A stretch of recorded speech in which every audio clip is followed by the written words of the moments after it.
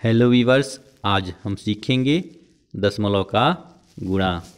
तो आज के खंड में हम गुणे की शुरुआत एक अंक के दशमलव के गुणा से शुरू करते हैं, जिसमें हम 0.8 में गुणा करेंगे 3 से।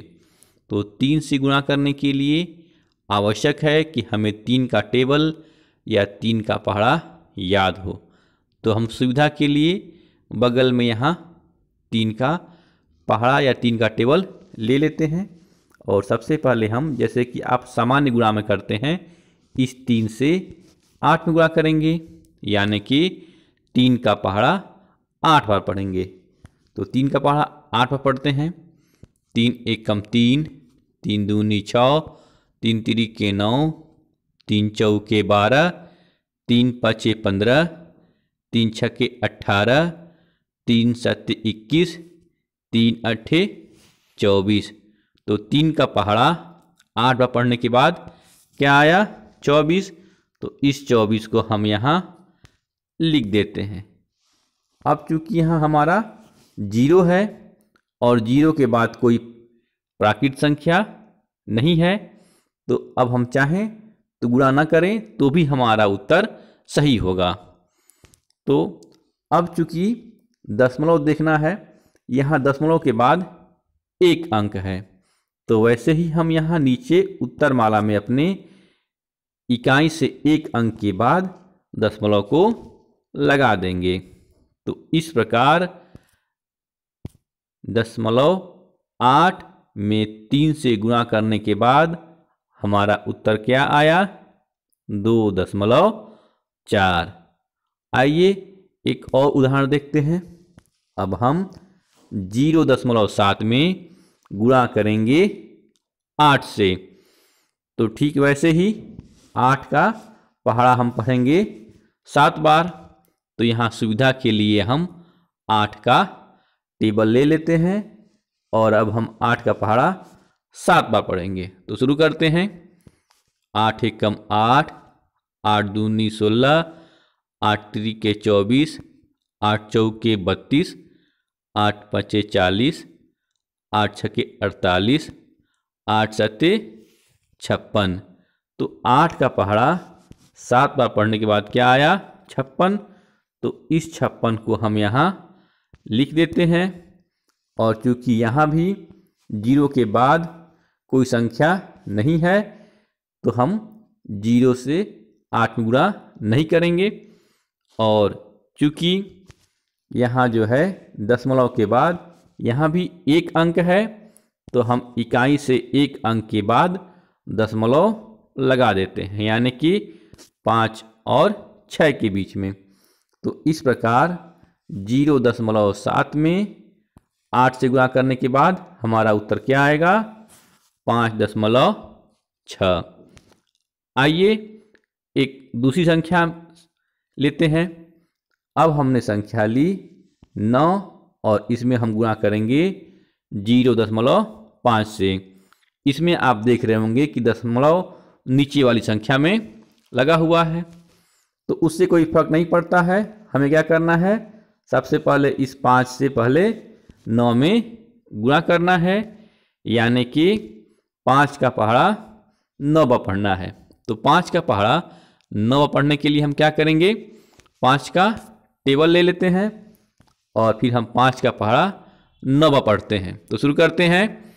5 एकम 5, 5 दूनी 10, 5 तिहाई 15, 5 चौके 20, 5 पचे 25, 5 छक्के 30, 5 सत्ते 35, 5 अट्ठे 40, 5 नवा 45।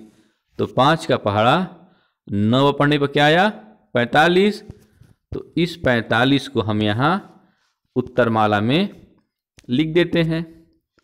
और चूंकि अब हमें गिनना है कि दशमलव के बाद कितना अंक है, क्योंकि ऊपर वाले संख्या में एक भी दशमलव नहीं है और नीचे वाली संख्या में दशमलव के बाद एक अंक है। तो इसलिए क्या करेंगे? जो हमारा उत्तर आया है 45, उसमें इकाई से गिन के एक अंक के बाद यहाँ दशमलव लगा देंगे। तो इस प्रकार 9 में 0.5 से गुणा करने के बाद हमारा उत्तर क्या आया है? 4.5। तो आइए गुणा के इस कॉन्सेप्ट को एक और सवाल से देखते हैं। इसमें हमने गुणा किया है 8 और 8 में गुणा करना है हमें 0.6 से। तो इसमें भी ठीक हम वही प्रक्रिया अपनाएंगे। इस 6 से पहले हम 8 में गुणा करेंगे, यानी कि 6 का पहाड़ा हम 8 पर पढ़ेंगे। तो 6 का पहाड़ा 8 पर पढ़ने के लिए हम लेते हैं 6 का टेबल, और अब हम 6 के टेबल में 6 का पहाड़ा 8 पर पढ़ेंगे। तो शुरू करते हैं। 6 एकम 6, 6 दूनी 12, 6 तिरी 18, 6 चौके 24, 6 पच्चे 30, 6 छक्के 36, 6 सत्ते 42, 6 अठे 48। तो 6 का पहाड़ा 8 पर पढ़ने पे क्या आया? 48। तो इस 48 को हम यहाँ उत्तरमाला वाले भाग में लिख देते हैं, और इसके बाद हम गिनते हैं कि दशमलव के बाद हमारी कुल कितनी संख्याएं हैं। तो चूंकि ऊपर वाली संख्या में कोई दशमलव नहीं है और नीचे वाली संख्या में दशमलव के बाद एक अंक यानी कि 6 है, तो इसलिए हम क्या करेंगे, जो हमारा उत्तर आया है 48, उसकी इकाई से एक अंक गिन के दशमलव लगा देंगे। तो इस प्रकार 8 में 0.6 से गुणा करने के बाद हमारा उत्तर क्या आया है? 4.8।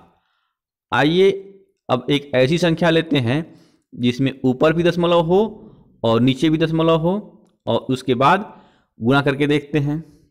तो अब हमने जो संख्या ली हुआ है 0.6, और इसमें हम गुणा करेंगे 0.4 से।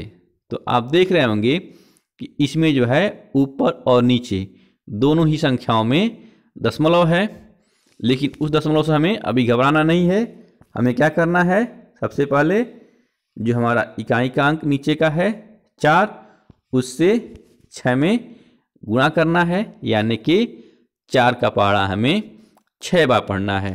तो सबसे पहले हम 4 का टेबल ले लेते हैं, और इस 4 के टेबल में हम 4 का पहाड़ा 6 बार पढ़ेंगे। तो शुरू करते हैं। 4 एकम 4, 4 दूनी 8, 4 तिहाई 12, 4 चौके 16, 4 पचे 20, 4 छक 24। तो चूंकि 4 का पहाड़ा 6 बार पढ़ने के बाद क्या आया है? 24। तो इस 24 को हम यहाँ लिख देते हैं, और चूंकि हमारा यहाँ 0 है तो हम चाहें तो अब यहाँ दशमलव दे के एक 0 लिख सकते हैं।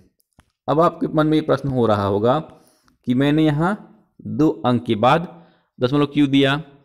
तो चूंकि अब जब हम गिनेंगे तो यहाँ हमारा दशमलव के बाद एक अंक है, और यहाँ भी दशमलव के बाद एक अंक है, यानी कि टोटल 2 अंक है। इसलिए हम इकाई से 2 अंक गिन के यहाँ हमने दशमलव लगा दिया। तो इस प्रकार 0.6 में 0.4 से गुणा करने के बाद हमारा उत्तर क्या आएगा? 0.24। आइए गुणा के इस कॉन्सेप्ट को एक और अंतिम उदाहरण से समझने की कोशिश करते हैं। अब हमने संख्या ली 0.9, और इसमें हम गुणा करेंगे 0.7 से। तो इसमें भी ठीक वही प्रक्रिया अपनाएंगे। हम 7 में सबसे पहले 9 से गुणा करेंगे, यानी कि 7 का पहाड़ा 9 बार पढ़ेंगे। तो अब हम इसके लिए 7 का टेबल ले लेते हैं, और 7 के टेबल में हम 7 का पहाड़ा 9 बार पढ़ेंगे। तो शुरू करते हैं। 7 एकम 7, 7 दूनी 14, 7 त्रिके 21, 7 चौके 28, 7 पचे 35, 7 छक 42, 7 सत्ते 49, 7 अठे 56, 7 नवा 63। तो 7 का पहाड़ा 9 बार पढ़ने के बाद क्या आया? 63। तो इस 63 को अब हम यहाँ उत्तरमाला में लिख देंगे। और चूंकि ऊपर दशमलव के बाद एक अंक है और नीचे भी दशमलव के बाद एक अंक है, यानी कि कुल 2 अंक हैं दशमलव के बाद, तो नीचे जो हमारा उत्तर आया है 63, इसमें हम 2 अंक के बाद यहाँ दशमलव लगा देते हैं। और अब हम चाहें अगर, तो चूंकि हमारा यहाँ दशमलव के बाद कोई अंक नहीं है तो सुविधा के लिए 0 लिख सकते हैं। 0 लिखने से संख्या के मान में कोई परिवर्तन नहीं होगा। तो इस प्रकार 0.9 में 0.7 से गुणा करने के बाद हमारा उत्तर क्या आया, 0.63। तो ये 2 अभ्यास प्रश्न हैं, इनके उत्तर आप कमेंट बॉक्स में ज़रूर दें ताकि हमें भी फीडबैक मिले कि हमारे द्वारा बताए कॉन्सेप्ट से आपको कितना लाभ हुआ। बाकी अगर वीडियो अच्छा लगा हो तो लाइक और शेयर करना ना भूलें। तो वीडियो देखने धन्यवाद। मिलते हैं ऐसे ही ज्ञानवर्धक अगली वीडियो में, तब तक के लिए बाय बाय।